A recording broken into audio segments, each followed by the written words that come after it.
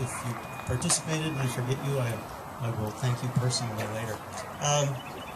First of all, I want to thank the Mayor's Committee on People with Disabilities who supported and sponsored this event. We've been working on it for quite a long time. I thought it went off pretty well. I want to mention Llewellyn Fain, who was one of the very first supporters of this event. She's no longer with us, and I thought a lot about her as we put this thing together. Daniel, who I see over there, is a huge help to us, and Bud Nettles, who I see over there, and Laura has a table over there, and Uncle Bellas here, all of those folks, and all the other folks in the Mayor's Committee. I appreciate your help, and it's a wonderful place to be. I also want to thank the city. The city has been extremely supportive. Anything we've needed from the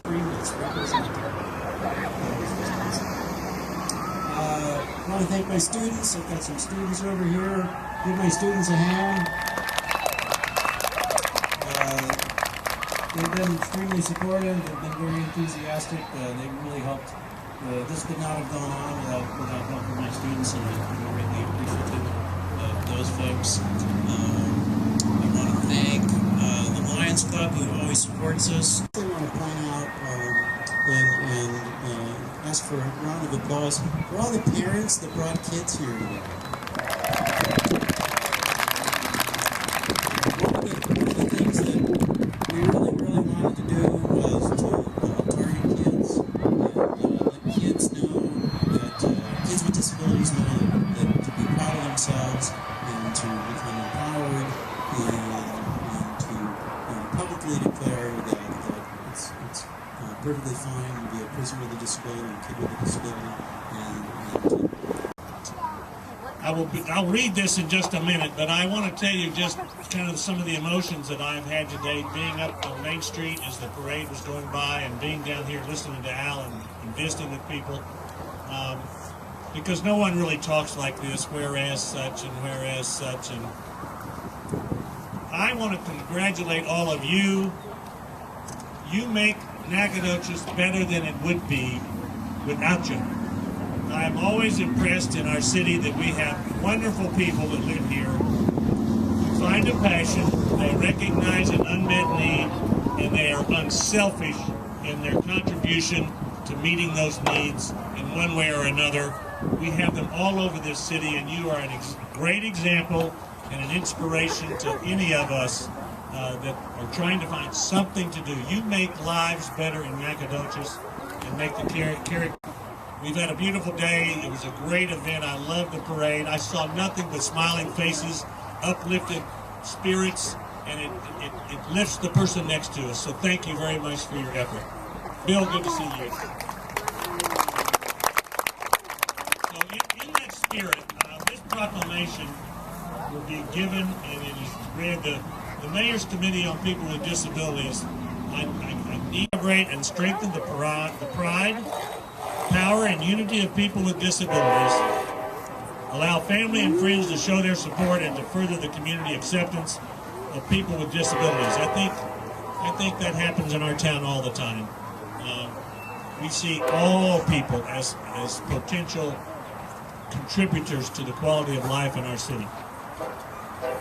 Whereas the city of Nacogdoches is proud of their citizens with disabilities and values them as worthwhile participants in all things that make this city great.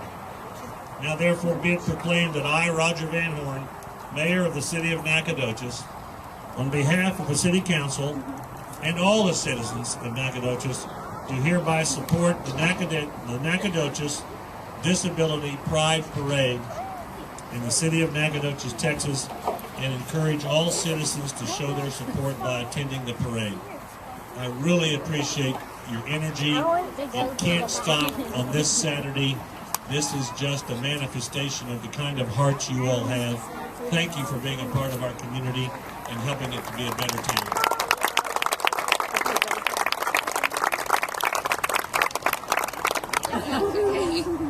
Growing up, I didn't know there was anything different about my brother. I just knew that my parents treated him differently and didn't punish him like they punished me. I thought it was totally unfair, but they told me I'd understand when I was older. So when I was 13 and old enough to understand, my mom explained to me that my brother had mental disabilities. At that point, he had been diagnosed with epilepsy, ADHD, OCD, ODD, Asperger's syndrome, and cerebral palsy.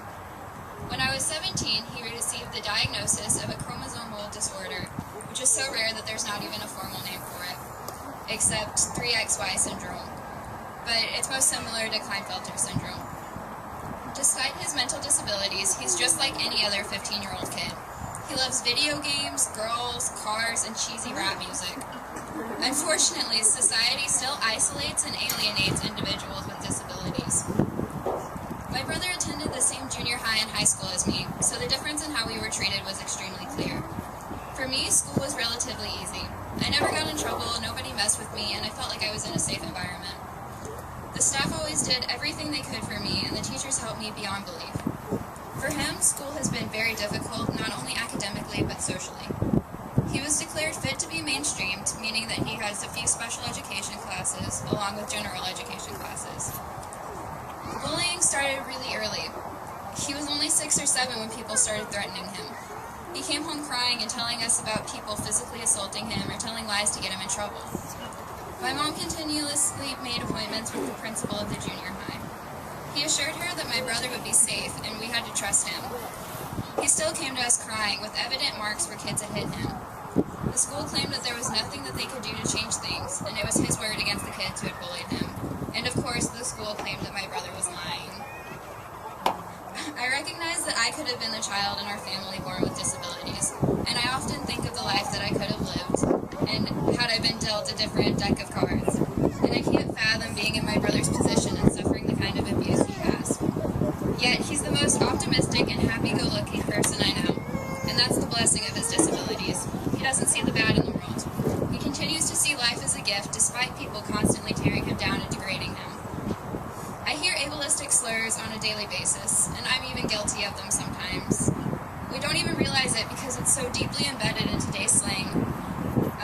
Think about the last time you or someone you know said something along the lines of, "Dude, I failed that test, I'm so retarded," or, "Wow, did you see that call? That ref must be retarded." No, you didn't fail the test because you're retarded. You failed because you didn't know the material. And no, the ref isn't retarded. He just made a call that you disagree with. Retard is not synonymous to idiot or moron, and using it that way shames those diagnosed with mental disabilities. In the words of Special Olympic athlete and global messenger John Franklin Stevens, society needs to learn that being compared to people like me should be considered a badge of honor. Thank you.